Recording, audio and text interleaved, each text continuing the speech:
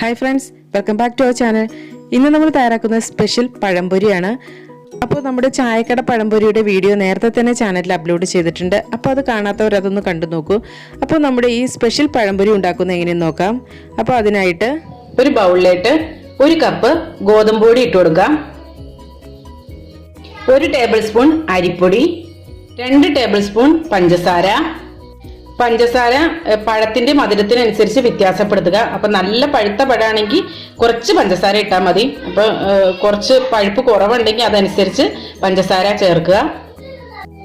1 നുള്ള് ഉപ്പ് ചേർത്ത് കൊടുക്കുക. 2 നുള്ള് മഞ്ഞപ്പൊടി.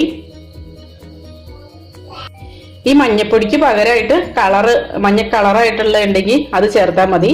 അപ്പൊ ഞാനിതിപ്പോ കുറച്ച് ഹെൽത്തി ആയിട്ടുള്ള രീതിയിലാണ് ഉണ്ടാക്കുന്നത്. അപ്പൊ അതുകൊണ്ടാണ് മഞ്ഞപ്പൊടി ചേർത്തത്. അതുപോലെ കളറാണെങ്കിലും ഇപ്പൊ എല്ലാ വീടുകളിലൊന്നും കളറ് കിട്ടിക്കൊള്ളണം എന്നില്ല. പക്ഷെ മഞ്ഞപ്പൊടി ഇല്ലാത്ത വീടുകൾ ഉണ്ടാവില്ലല്ലോ. അപ്പൊ എല്ലാവർക്കും ഉണ്ടാക്കാവുന്ന ഒരു രീതി എന്ന് പറഞ്ഞാൽ ഇതാണ്. ഈ 2 നുള്ള് സോഡാപ്പൊടി ചേർത്ത് കൊടുക്കാം.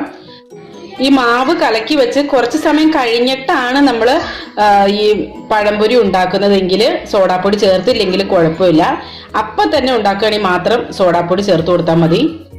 ഇതിന് കുറച്ചൊരു വെറൈറ്റി ടേസ്റ്റ് കിട്ടാൻ വേണ്ടിയിട്ട് ഞാൻ ഒരു 1/4 ടീസ്പൂൺ വാനില എസൻസ് ചേർത്ത് കൊടുക്കുകയാണ് കേട്ടോ.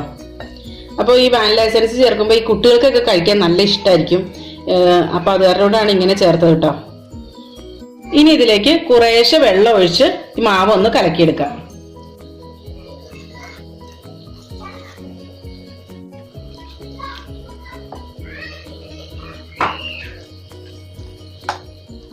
ഇപ്പോ കട്ടയൊന്നും ഇല്ലാതെ മാവ് റെഡിയാക്കി എടുത്തിട്ടുണ്ട്. ഇതിനകത്തേക്ക് ഞാൻ 1 കപ്പ് വെള്ളം കേട്ടോ ചേർത്തത്.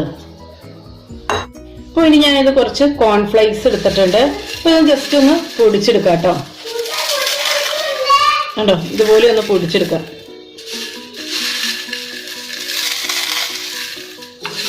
ഒരുപാട് അങ്ങോട്ട് പൊടിക്കണ്ട കേട്ടോ. മിക്സിയിലൊന്നും ഇട്ട് പൊടിച്ചെടുക്കണ്ട. ഇതുപോലെ ഇങ്ങനെ കൈകൊണ്ട് തന്നെ ഒന്ന് പൊടിച്ചെടുത്താൽ മതി. ഇതപ്പോൾ ഞാൻ കുറച്ച് പഴം ഇതുപോലെ അരിഞ്ഞെടുത്തിട്ടുണ്ട്. ഇതാ ഇപ്പൊ എണ്ണ നന്നായിട്ട് ചൂടായിട്ടുണ്ട്. ഇനി ബാറ്ററിൽ പഴങ്ങളൊക്കെ മുക്കിയെടുക്കാം. ഇതുണ്ട, പഴം മുക്കിയതിന് ശേഷം ഈ ഒരു ഇതിനകത്തേക്ക് ഇട്ടിട്ട് ഒന്ന് റോൾ ചെയ്തെടുക്കാം.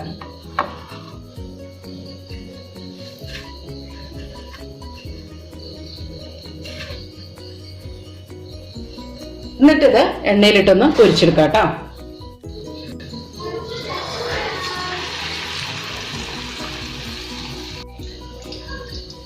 അപ്പോൾ എല്ലാതും ഇതുപോലെ തന്നെ ഫ്രൈ ചെയ്തെടുക്കാം.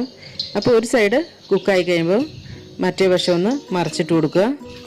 എന്നിട്ട് അത് നല്ലപോലെ ഫ്രൈ ആയി കഴിയുമ്പോൾ നമുക്ക് എണ്ണയിൽ നിന്നും കോരിയെടുക്കാം. മീഡിയം ഫ്ലെയിമിലിട്ട് ഫ്രൈ ചെയ്തെടുക്കാം. അപ്പോൾ ഇതിപ്പോൾ റെഡി ആയിട്ടുണ്ട്.